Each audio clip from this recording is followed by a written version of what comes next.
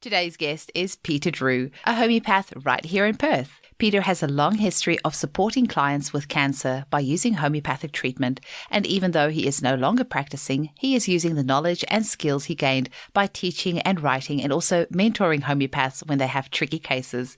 He is the author of 3 books, including Carcinosin and the Cancer Miasms, also Miasms, a discussion and summary with emphasis on Carcinosin and the Cancer Miasm, and also 21st Century Homeopathy. Enjoy the episode. Welcome to the Homeopathy Hangout, where we discuss all things homeopathy from around the world. And now my mum and your host, Eugenie Kruger.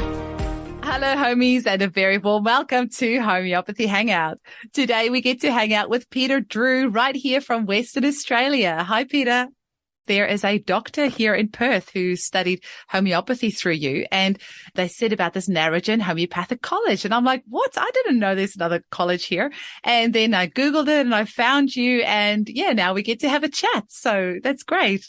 Yeah, well, that doctor that mentioned me was actually the reason why Narrogin Homeopathic College started in the first place. I was the advisor for Brauer after I'd done my studies, and which I've already mentioned to you. Yeah. And that gave me the confidence to go on and do Narrogin Homeopathic College. And so a doctor asked me to teach her homeopathy, and she had a chemist friend who wanted to learn as well. So I kept the notes for that. And then with the confidence of having done the advisory line to homeopaths, naturopaths, doctors, chemists, veterinarians, I went on and started Narrogin Homeopathic College. Initially, it was open to all practitioners, any practitioner, any medical practitioner, alternative or mainstream. But now it's become the website's down at the moment because it's being updated. Now I only teach qualified homeopaths. So now it's only postgraduate. Okay.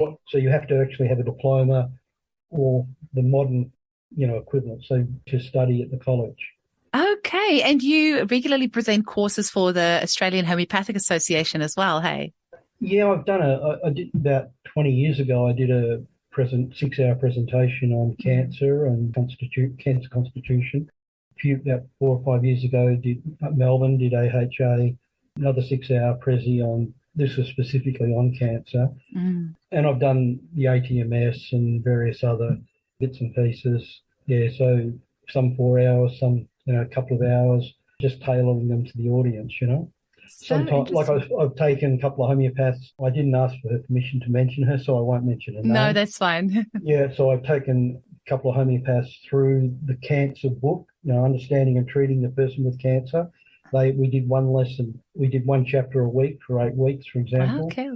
Yeah, so, cancer, at one time, became so involved in treating people with cancer, and that all of the clients that I had, every single client had cancer. Wow. Yeah, so that's pretty heavy for you as a practitioner to be dealing with that day in and day out. I bowed out after that and went back to linguistics for a little while. I just needed a break. That was it was a little bit too heavy. It's interesting, the linguistics, because obviously the founder of homeopathy, Samuel Hahnemann, he was really into his languages as well. So bit of a parallel there. Yeah, well, I don't know. That's I've got no idea. Yeah, I like languages, and I'm apparently good at them. So that's yeah. Yeah. What languages do you work with?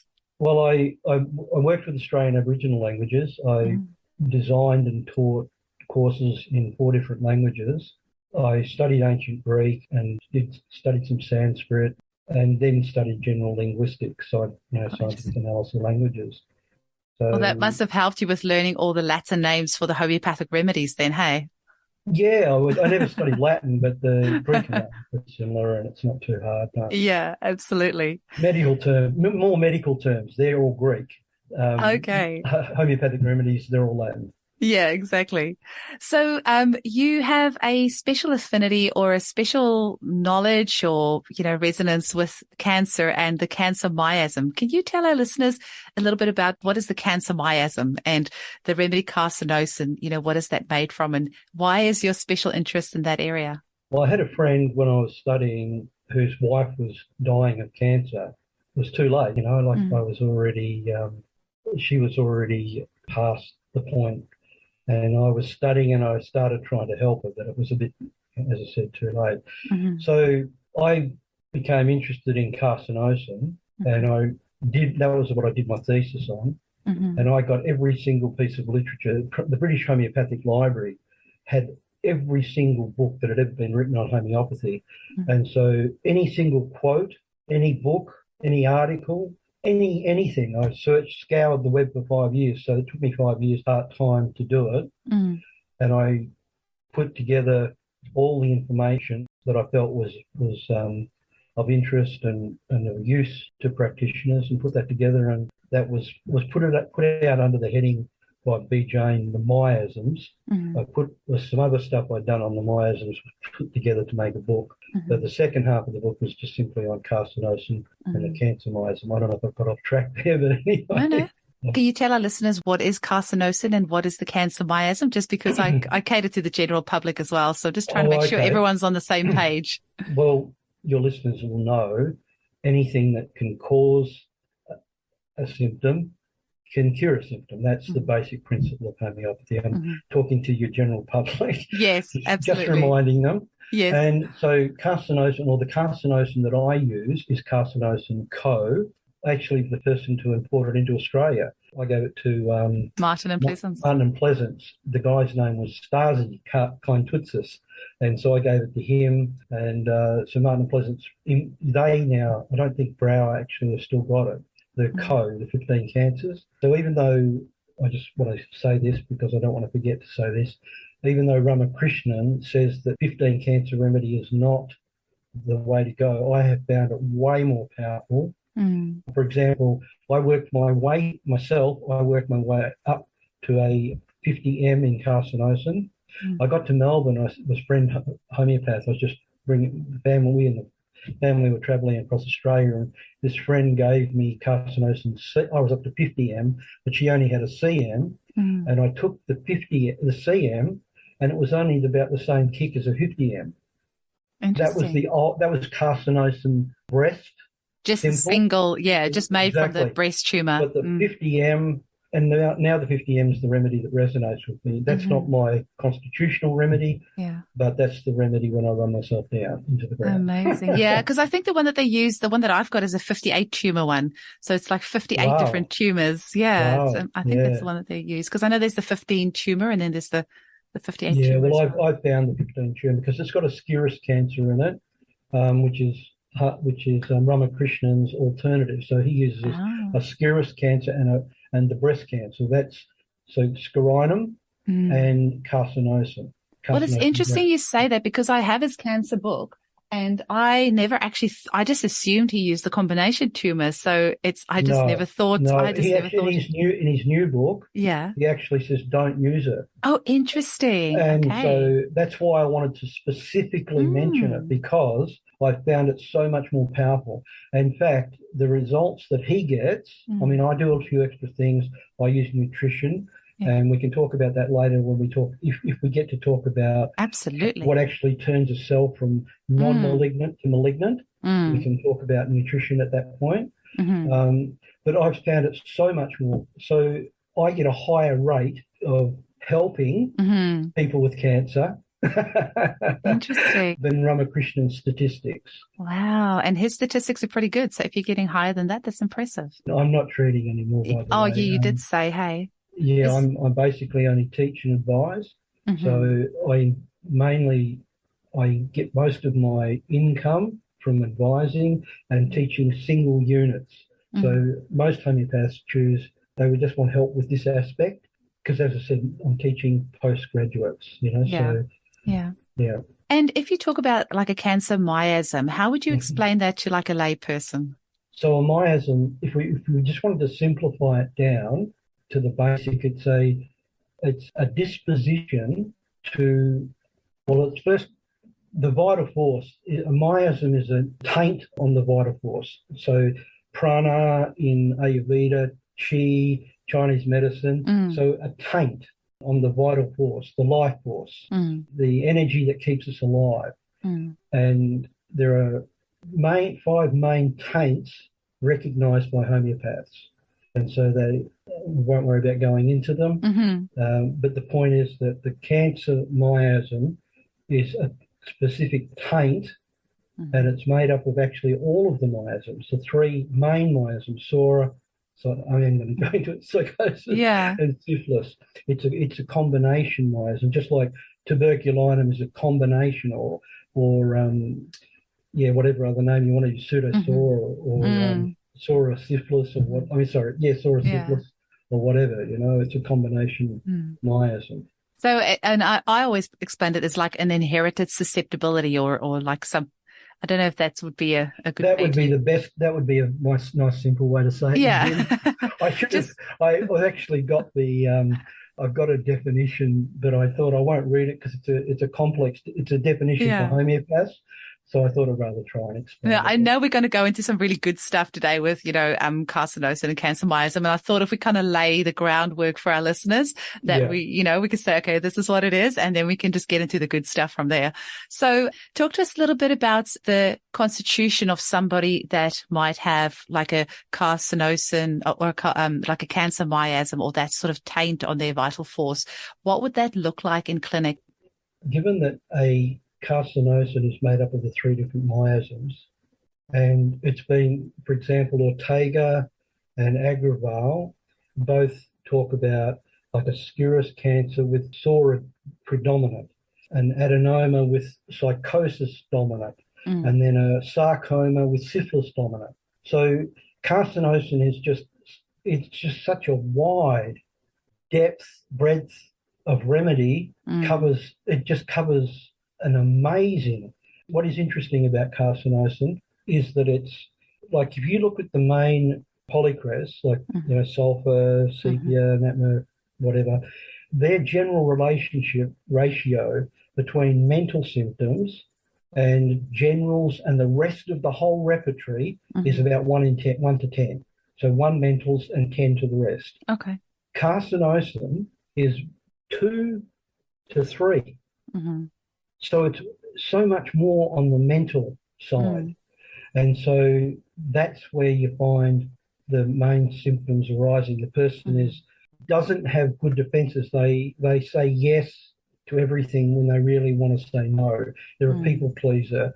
Of course, the history of cancer in the family is a major indicator. And what's interesting is if the mother is prescribed carcinosin, then one homeopath, I won't worry about doing the quote, but just I'll give you a sort of an essence of his quote.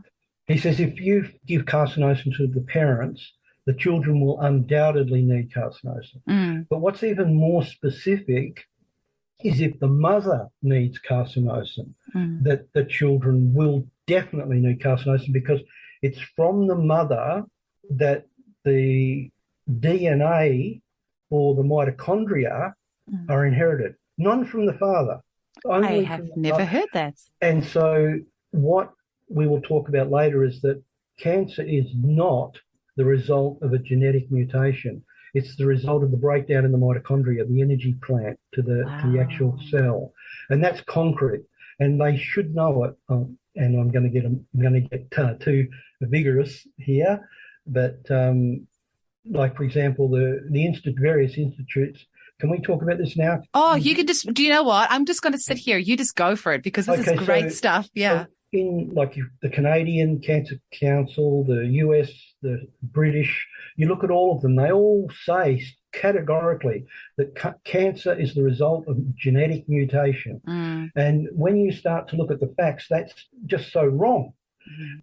I'm pretty sure his last name was Israel. So he, in the 1980s, did an experiment where they took the nuclei of 96, I imagine it was 100, but maybe 4 of them failed. They took the nuclei of 96 cancer cells and swapped them with 96 healthy cells. Now, everyone was certain that the healthy cell that received the malignant nucleus was going to become cancerous, but it didn't. 100% normalized, 100%. The cells that received the healthy nucleus in the cancer environment, 98% 99%, 98 point something. Mm-hmm. So only one cell didn't turn cancerous. The rest all turned malignant. So it was the environment. It wasn't the nucleus at all. And they worked that out back in 1986. There were people that did Nobel Prize awarded people back in 1931 who pointed out that it was the mitochondria. It's been known for decades, for nearly 100 years. Wow. And then, if that wasn't enough, they took healthy mitochondria and they inserted them into a cancer cell, and the cancer cell normalized. Wow. So it's the mitochondria. That's where the breakdown is. In that third, like you've got the anaerobic, aerobic. So all cancer cells are mainly get their energy from anaerobic respiration. So cancer is very simply is a cell running on anaerobic respiration. Now, just imagine, so for example, the first two phases of respiration produce 4 ATP. Then in the last phase, we get about 30 ATP produced. So you've got 34, 36 ATP produced in full respiration, aerobic respiration. I'm just going to nod here because I remember very little about my biochem. That used to just, yeah. That's okay. Be very confused. I'm sure somebody listening to this will understand. Okay, so the energy molecules in the cell. Yeah, I do remember it stands for adenosine triphosphate. I'm doing this for the layperson. Okay, the cool. energy cells the energy produced, those particular little cells are called ATP. So there's 3 reactions in a cell in normal aerobic, which means using oxygen, respiration. Anaerobic means without oxygen. So a cancer cell is running on anaerobic, that is without oxygen. And so it's running on that first reaction of 2 You can say ATP. molecules of ATP.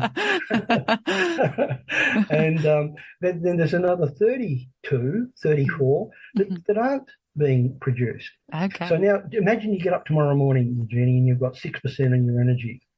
You're going to assign those tasks of your energy to the most important things. You're not going to say do the washing that day. You're not going to iron. You're going to get up, have a shower. The important things.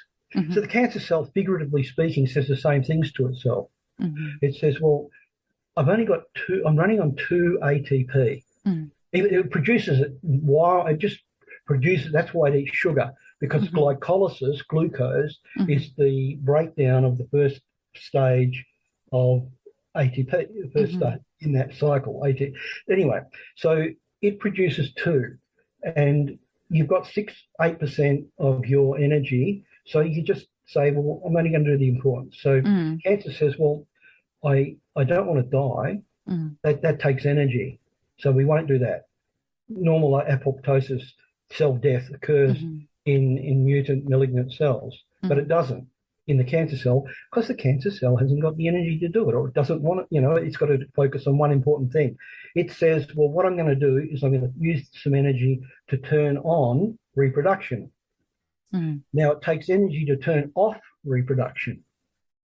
So it says, well, I won't do that.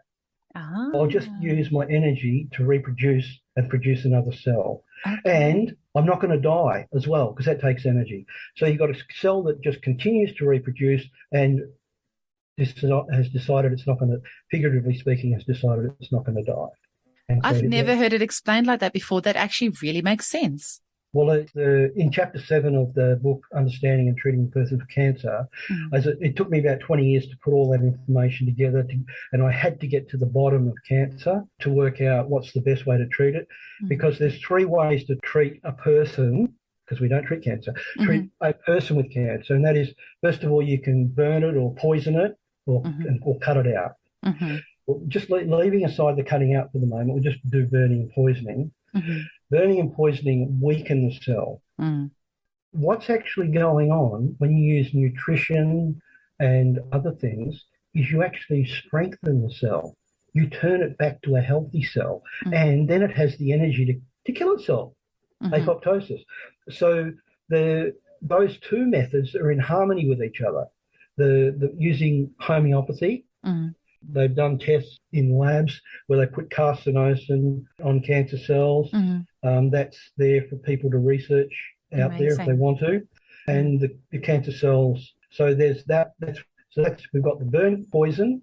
We've got use homeopathy and use nutrition. Nutrition and homeopathy are in harmony. They're both getting the cell to become normal and do the right thing and kill itself. And that's what homeopathy and nutrition do. And burning and killing work the opposite. I could tell a story about one of my first clients. Yeah, please do.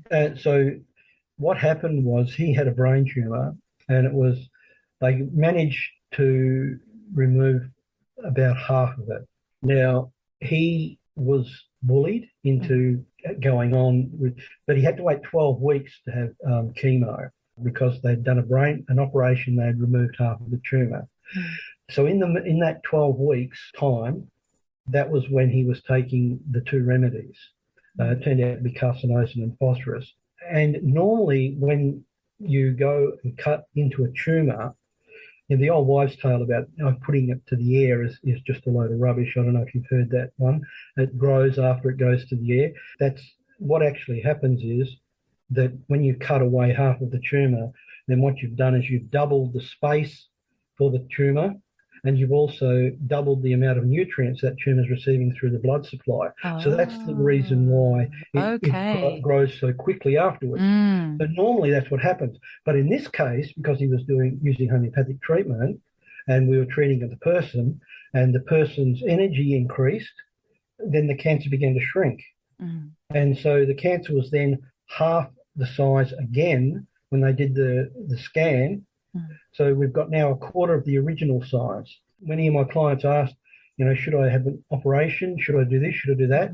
I say that's your decision. But personally, I would choose to have operation removed because then you're dealing with a smaller mass. But of course, the other things I would go for the positives, turn the cells healthy and get them to kill themselves.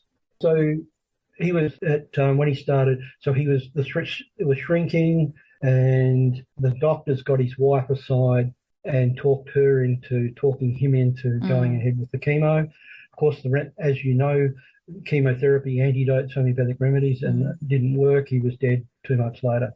Oh, that's such a shame. What a good result, though, to have shrunk the tumor by half again. That's a short period of time. I mean, it was sad, but I actually learnt from it because that was my early days of treating. It was the first time I'd ever not used a Ramakrishnan remedy. I mean, phosphorus is in his second book, but it wasn't in his first book. So I was still working 20 years ago from, 18, 19, whatever it was, years ago from the first book. Interesting. So yeah, but it built my confidence anyway, regardless. Yeah, amazing. And how do you use the nutrition alongside? Like, have you got any? Okay, so because we haven't established the idea that it's the mitochondria where the problem is. So what we want to do is we want to get the mitochondria working again. There was an author named Lester Packer. He was the advisor to the United Nations on nutrition. And at Berkeley University, he had, while he was still alive, he had the Packer Lab, a laboratory named after him while he was alive. So he's one of the leading nutritionists in the world. What he used to do is he'd take a piece of tissue and he would poison it, just about kill it, just take it just before it dies, and then he would revive it. And he would use different nutrients to see which ones worked the best from different poisons. And he came up with what he called the antioxidant miracle. And it was vitamin C, vitamin E, CoQ10, and alpha-lipoic acid. So I read his book and I wondered what application they have to cancer. And I looked at the research on those 4 nutrients in cancer.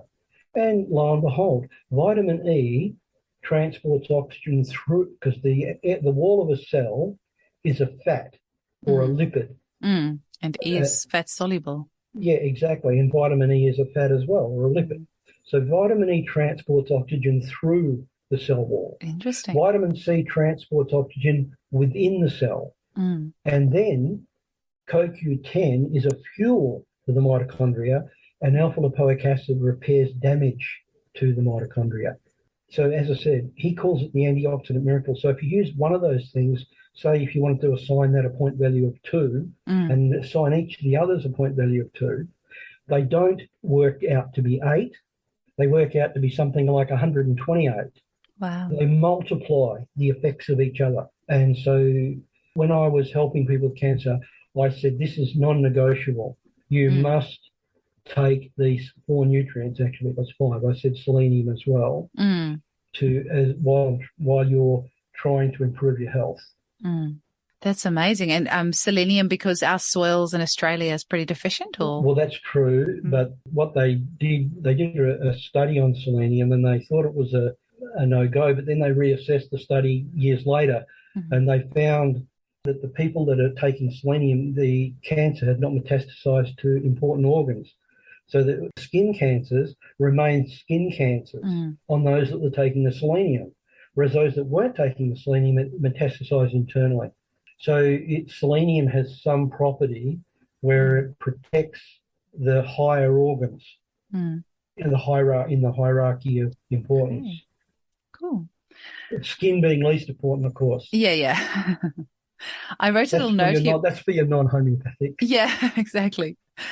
I wrote a little note here just, a few minutes ago when you were saying just about the mitochondria and how they were saying that, a lot of people think that your genetics predetermine whether you are predisposed to cancer. But Bruce Lipton, the author of The Biology of Belief, he actually says only 2% of chronic illness can be put down to genetics, which I thought was really interesting. Yeah. Well, you would have to be to a degree disposed.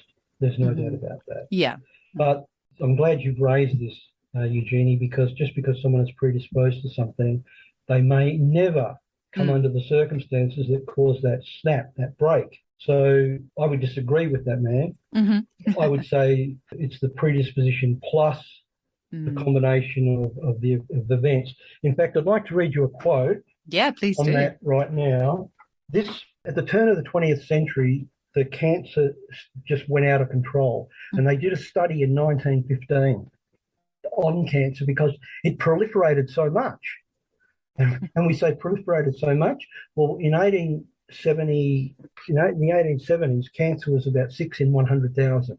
And I think it was 1912, it was 1 in 43,000 out of 100,000. It was, the majority of the deaths were cancer. But what they've done today is they've split cancer up into, if you don't die of cancer anymore, you die of lung cancer. So because they don't want to have cancer seeming to go out of control, which it is. Yeah. So what they've done is now they call lung cancer a disease and breast cancer a disease and liver cancer a disease. It's no longer cancer anymore. Whereas prior to, around 2012, 2013, they looked at cancer as a whole, but they don't do that anymore. So stats are a little bit hard to get unless you want to sit there and add up every single thing. Interesting. Yeah, they like to do that now and again with the statistics to make things sound a little bit different, or they give things different names. Or anyway, they did a study in 1915 because things were getting out of control, and they said this is a study of all of the studies, all of the papers, all of the research from all over the world was put together, and they came to the conclusion that civilization, this is in 1915, or environmental change, I'll tell you the name of the paper for those out there that want it, was called the 1915 report was entitled The Mortality from Cancer Throughout the World, and it was authored by Frederick L. Hoffman. He was the American Society for the Control of Cancer. He was the head of that. And they said civilization or environmental change was both connected with the incidence and increase of cancer. And he went on to say, there can be little doubt that the various influences grouped under the title civilization play a part in producing a tendency to cancer. And that's been the same, by the way, with the miasms as a whole. We know that, like, for example, in the proliferation of tuberculosis, it was the long hours, the factory life, that new situation that caused the proliferation of tuberculosis. Go back to the time when bathing was thought to be wrong, and then the psoriatic miasm was at its predominance. And so today the cancer miasm is way predominant, out of control. Well, I tell you, I sometimes feel a little bit guilty because there are not many clients that walk out of my clinic without a dose of Carcinosin. I sometimes feel like I'm overprescribing it, but it is the one remedy that, even though it would be my most prescribed remedy in my clinic, I have hardly ever had aggravations from that remedy. It just seems like all my clients that I give it to just do so well on it. And one of the main things I hear after I prescribe it is people being able to put better boundaries in place for themselves, like saying, for the first time in my life, I'm able to say no to things. I'm finally doing things just for me, and, getting their energy back and being able to express themselves better. Like, it's just such a wonderful remedy. I love prescribing it. Yeah, look, in all the homeopaths that come to me for advice that I've taught, everyone said the most prescribed remedy they use is Carcinosin. Yeah. So it's not a secret. Yeah. I hope it's not just between us. But anyway, going back to that, what we were talking about before, that guy who said that about the genetic disposition. So it is genetic disposition. You can't. I mean, unless, for example, if you just rub a carcinogen on your skin forever, you're eventually going to get cancer, whether you're predisposed to it or not. But here's what one study came up with, and you probably heard this before, Eugenie, but being under constant pressure from an ongoing stress or a major shock on the emotional level usually occurs 18 to 24 months prior to diagnosis of cancer. Wow. So there's that final snap straw. And this is a quote from 1926. I chose the oldest quote that I could find to emphasize the point on. Remember I said before, Carcinosin is very mental emotional. It's so much more. Meteorinum is the only other remedy similar to Carcinosin. A major remedy. There's probably others, but I've analysed quite a few, and that. Anyway, this author, by brain-based evidence was a psychological study of cancer by Dr. Alida Evans, and she said that cancer is a symbol of something going wrong in the patient's life, a warning to take another road. So that, going back to that modern recent quote of that other medico he came up with what's called the cancer personality. I started off to do that, but then Dr. Brody's personality was, I interviewed all the health practitioners, mainstream. I made certain I didn't interview anyone that was a homeopath, because I didn't want their understanding of Carcinosin to colour the cancer personality profile that I was putting together. But I found that Dr. Brody's profile covered more than half of what I'd put together. I think it was about 3/5 of his comments, which I found exactly the same.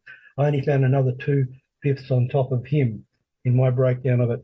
So what are some of the things that you found about the type of person, like the type of personality of people that are susceptible to cancer? So this is people who are susceptible to cancer and who, by definition, might benefit from the remedy Carcinosin.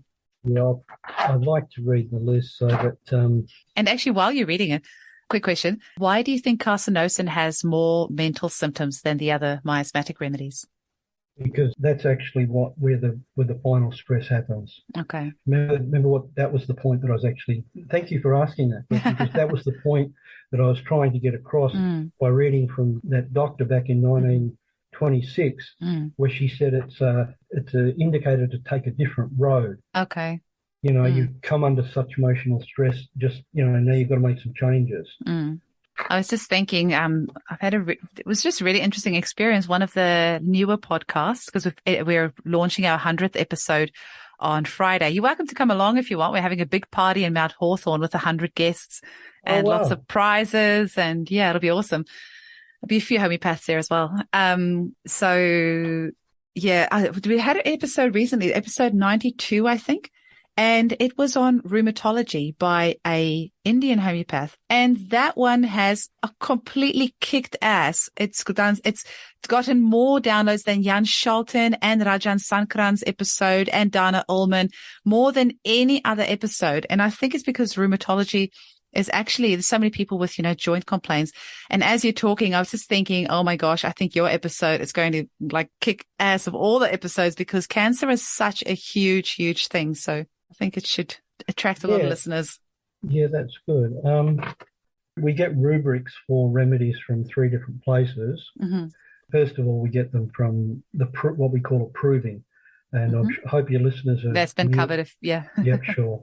So, and the second way we get them is from clinically cured symptoms. So if we were to give a remedy and the person and we were treating a particular complaint and there was another complaint that the people had and that complaint was cured, that's a clinically cured symptom. Then the third place we get symptoms from is the disease itself. So that was poisonings.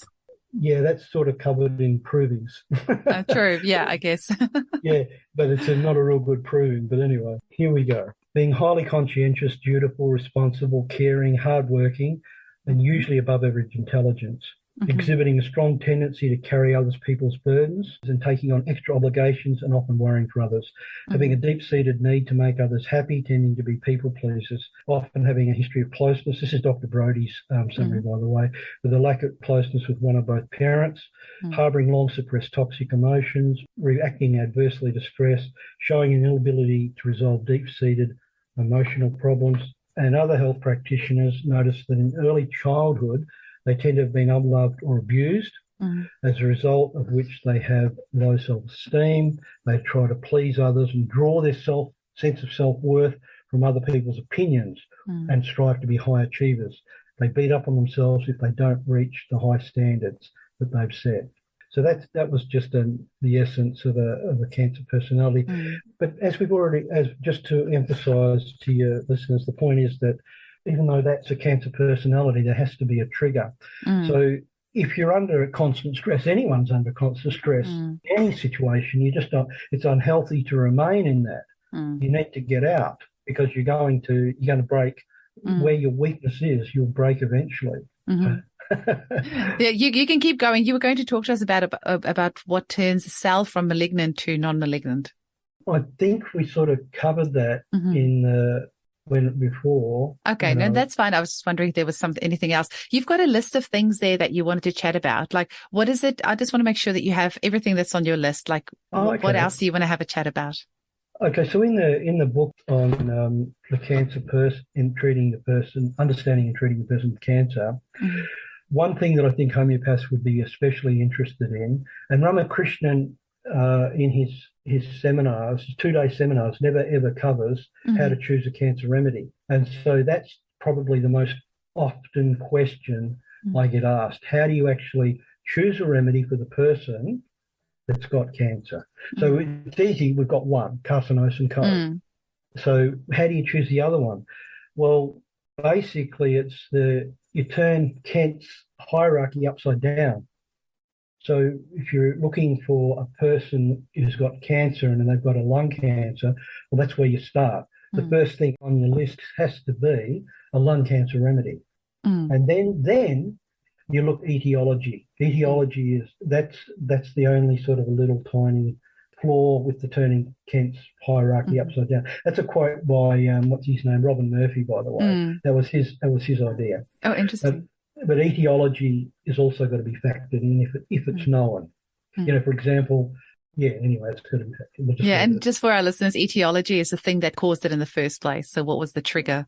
Yeah, for example, a person might be have the view that people view him as nothing. And so and he's in that situation where he's belittled, treated as if he's nothing, regardless of whether he is or he isn't. The fact is that's what he believes. And that can be an etiology. And so that's an example of a cause, and also emphasising the mental side of that. So it's usually a mental emotional straw that breaks in that 18 to 24 months prior. Yeah, I was actually just about to ask you, so how did they come to this 18 to 24 months prior to the diagnosis? That was a study Brody had done, tens of thousands. Dr. Brody, I'll just leave it at that, had done, you punch in Dr. Brody and cancer and cancer personality. There'll be tons of information on him. He came to that conclusion. As I said, he'd done tens of thousands of cases. And that statistic has been repeated in numerous works that I've looked at over the years. So it seems to harmonise. I remember a young man, I asked her, did anything happen in the last 2 years to you? And he said no. So, but then after that I do a timeline. Mm. and work back. So I asked the question twice in essence. Mm. And we worked back, and about a year and a half prior to his development of leukemia, Mm-hmm. he'd been hit in the head by his mother with a cricket bat, which ended their relationship. He woke up 2 days later in hospital from a coma. And so he didn't remember, but so just getting back to the etiology factor. So, yeah, it turned out he had leukemia and etc. But it was Nat Sulph was the remedy. And Amazing. It was interesting because the doctor had sent him to look for an alternative health practitioner and said he would monitor him while he was undergoing so he was sent by a medical doctor. Amazing. The doctor 2 months said, I'm 100% certain you're on the right track. Stay with this and you'll make it, no problems. So Peter, have you ever found that there's a cancer that homeopathy doesn't respond to? No. That was kind of a rhetorical question. I had to think for a second. No, because the organ, even sometimes they're pretty, obscure, the places, but you can narrow it down. I use 3 repertories. I use Kent Murphy and Van Zandt, and I've still got the old radar with Synthesis 9 on it. So that does me. There's not too much I can't find. There's nothing I can't find. And then you've got, of course, you've got the material, the homeopathic library that goes with it, all the books. So you've got tens of thousands of pages of information. Have you got any favourite homeopathic cancer books? There's obviously Ramakrishnan's one. And any other favourite? No? Okay. No. Got it all in your head. No. Your own one, obviously. Well, if I didn't believe it was good, I wouldn't have spent all that time writing it. Hey, sure. And I believe choosing the remedy is what's lacking in homeopathic knowledge. How to choose the remedy. That is, as I said, a 2-day seminar. You'd think a person would walk away knowing how to choose a remedy on cancer, but they don't. You listen to his seminars, and people are screaming out constitutional remedies. Whereas you need first and foremost, you need a cancer remedy. Then you need the symptoms related to the cancer. That's the second thing. Of course, etiology, we've already covered that. So if you haven't got etiology or you don't know it, then the second thing is the symptoms related to the cancer. It's very simple, very, very simple to choose a remedy for a person with cancer, as long as you go about it methodically. So I know you don't treat people for cancer yourself. I don't know if you want to go into why. Well, we don't treat cancer. Oh, no. Sorry. Let's rephrase that. I know you don't treat patients with cancer. So yourself, did you want to go into why? Okay, well, this is off the record. Oh, okay. No, if it's off the record, then that's because you did have a chat with me about how things kind of went missing. But so I just wanted to know if you wanted to have something on the podcast about that as well. Okay, no, basically it just became too much. It was just too much energy. So I basically went back to linguistics for a while. Well, that's good that you put that boundary in place yourself. Obvious. And so I only treat friends and family now and teach that, because just the energy. That it takes to treat them with cancer. I don't know if there are many homeopaths in Australia that kind of specialize in that area, because we have to be so careful with everything these days. We can't even say that our remedies work. Like it's just so silly. Well, that was part of the reason why I stopped treating, because every time I sent an email to someone with the word cancer in it, or they sent me an email with the word cancer in it, they didn't arrive. Yeah, interesting. I'm just telling you that off the record. Oh, okay. So that and that wasn't some crazy notion. That was real. We'd speak over the phone. I said that. I said that. Yeah. And they were just numerous. It was over about. I changed my email address about 3 or 4 times. How bizarre! Hey, my phone number and everything. All right. So, Peter, how can people get hold of you if they want to get a copy of your book, or if they want to find out a bit more about about what you do, or is it just the courses that you do at the moment, or do the? Yeah. Well, so as I think I mentioned to you before, that my website, because I've switched from teaching health practitioners to only teaching qualified, post homeopaths. My web designer got married, and he stopped. stopped doing web designing. So How inconvenient of him. it was terrible. Yes. So, but I'm redesigning my web page.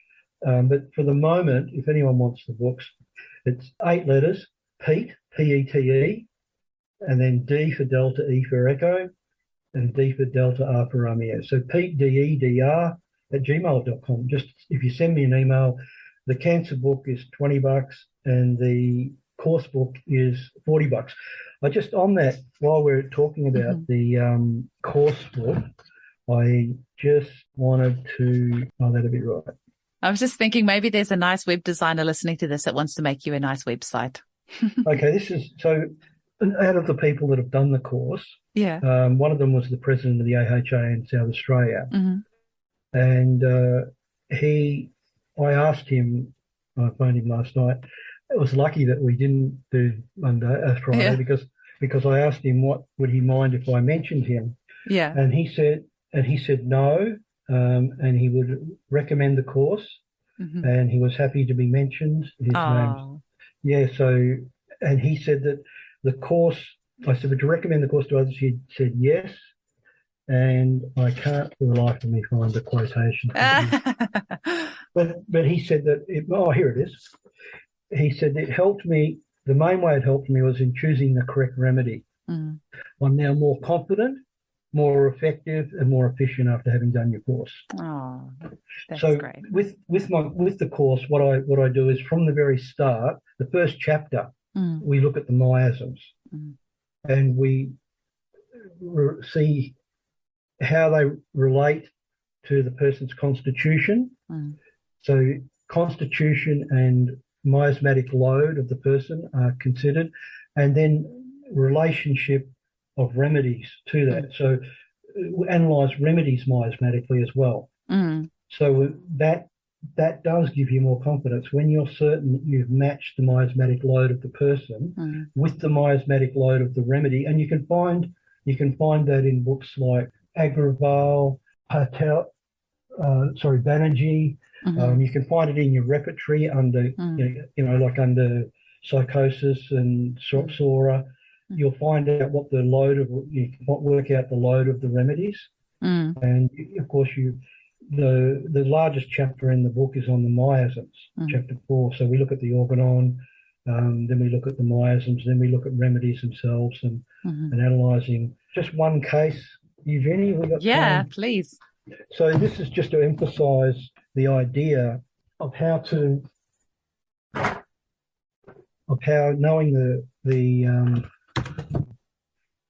knowing the person's constitution and their miasmatic load, how it helps. I'll use a simple one. So the person's symptoms were up and down in intensity. Arsenicum acted. So the homeopath has come to me. They had prescribed arsenicum. It acted well and did half the job, and they're not sure of what the next remedy is. So this is. I get the phone call. Can you help me with this case and a few others? So the person's constitutional remedy was nux vomica, and the remedy was already clear to me before we even started to repertorise, because first we see the tubercular miasm active, because that's shown by the up and down in the way that the remedy, the changeableness of the symptoms. And second, we consider what follows arsenicum well. We look in relationships of remedies. We see what remedies follow others well. And those relationships, we talk quite a bit about relationships in the course and how to use them. But so we look at that, what follows arsenicum well. And then third, we ask what type of remedy is nux vomica. Is it shallow or deep? Well, it's a shallow remedy. It only acts. You look at the depth of action by the number of days. I know a lot of homeopaths poo-poo that, but these guys, we're talking about guys that spent their whole lives on homeopathy.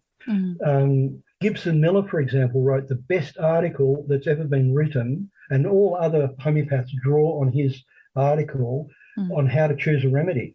That's the best article that was ever written, and everyone has basically plagiarised that since he wrote it. Now, he wrote in the back of Barica, you've got the chart, remedy relationships. Yeah, I've got the book, but it's at the clinic. Yeah, and so he wrote that. He didn't waste his time adding the number of days of duration of action just for fun. So basically what you're looking at there is the action of a 1M remedy. That's from my assessment of what's going on. And so Nux vomica is a shallow remedy that acts, about a week, I think it is maximum. And so we want a deeper acting remedy. Nux vomica gives us the clue. What's the chronic of Nux vomica?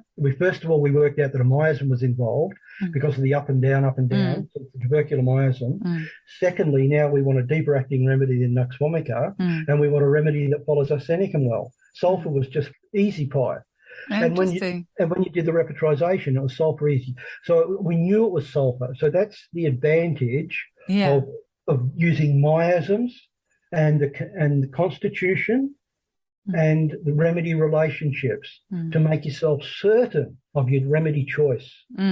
That's what that homeopath that said about it. He was more certain of his choice of remedy after it.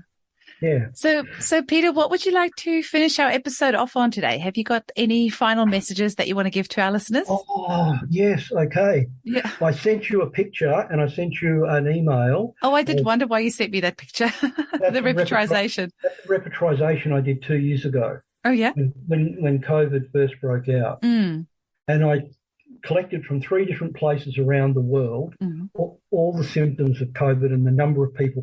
These were 3 places that listed, like, for example, 700 patients and 50% had this symptom, 90% had this symptom. And so I rated each symptom according to the percentage that had it.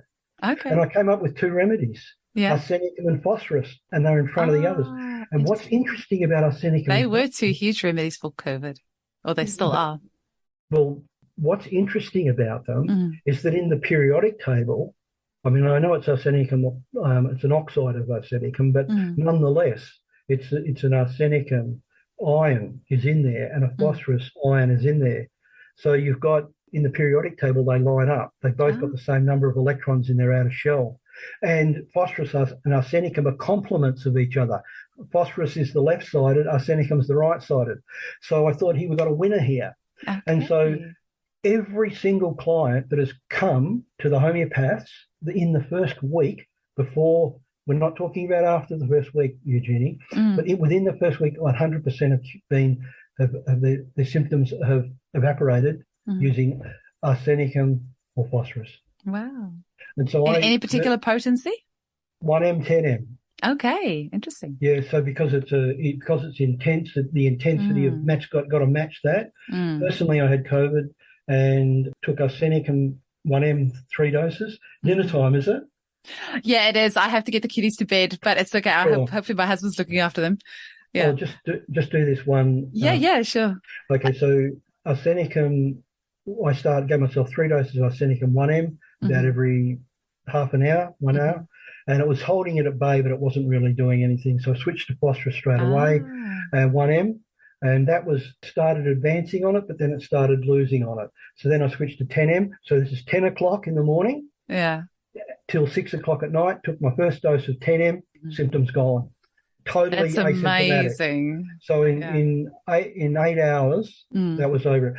And I've had other people who've had just 1 dose of 1 remedy, and a number of homeopaths are using this method. That's pretty amazing. And you're in the age group that is supposed to be suffering with COVID the most, right? And you managed to kick it in 8 hours. Yeah. I'd like to tell you about how to prepare for immunisation, but perhaps we've gone past the time. How long do you think it will take? Quick as possible. Yeah. So okay. Talk to us about that. 3 principles. First of all, the first principle is to remove the susceptibility. So you do that by giving a 200C of the immunisation a week prior, and then the 30C on the morning. The 30C in the immunisation potency. I'm going very quickly. The remedy made from the vaccine itself. Straight after the immunisation, you give a 200C immediately after. So the first principle is remove susceptibility. Second is antidote. And 200C is the best antidote for, anyway, so 200C, and then The day after you start through your 30, 3 days in a row, skip a day, Carcinosin 30, and then again the 200C of the, and that's been mainly used on children. That's where it started from. In fact, my daughter became a nurse, and that was the reason why I became so involved in wanting to find out how to prepare for immunisation, because she had to be immunised to keep a job. Yeah. But all the children have sailed through, and all the people have sailed through who've used that method. Amazing. That's all right. Yeah, I've get amazing results with detoxing clients from vaccines in the clinic as well. Or just supporting. I don't know if I'm allowed to say detoxing. I don't know what we're allowed to say these days. It just feels like the medical profession can go around with. Anyway, to be so careful. It was lovely to have a chat with you today, Peter. Thank you so much for your time. I really appreciate it. And I know this is going to be very helpful for a lot of our listeners to listen to this. And and I tell you what, I feel I'm probably jinxing myself, which is not great because the podcast party's on Friday, but I feel like I'm the only person in Perth that hasn't had COVID yet. I almost feel like I'm missing out. Like literally all my clients have had it. Some of my staff, like everyone I know has had it, and I have not. So I don't know what's going on. Maybe I feel like there's something wrong with me that I haven't had it yet. Well, I think it was Dorothy Cooper who said the best prophylaxis is the constitutional remedy. Yeah. So you're taking your constitutional, or are you taking arsenicum 200 or phosphorus 200? No, neither of those. I think I just, I don't know. You might be in good nick. We'll put it down to that. Okay. Well, if I've got some teeth. So whereabouts? Can you send us a text on? Oh yeah, I'll send you the details for it. Sure, it'll just be a bunch of women. There'll be like one or two guys, but you're welcome to pop in and say hi. And if it's too many women for you, it's Mount Lawley. I'd like to just it'll be in Mount Hawthorn. So Mount Hawthorn, I should say. Yeah. So it's not that far. That's just down the road from me. Excellent. On Osborne Park. Oh, cool. Yeah, that's really nice and close. Awesome. Okay. I'll introduce you to some homeopaths. I'll let you go. Okay, all the best. See ya. I'll only be there if I get my teeth done. No worries. Prior to it. Just so you know, the episodes are scheduled up to about the 16th of September at the moment. So it'll be a little while, about 6 weeks or so before it comes out. Can you just text me on how to get through? Yeah, I'll email you. Yeah. That'll be great. No worries. See you. Bye. Okay, see ya. Good on you. Thank you. Bye.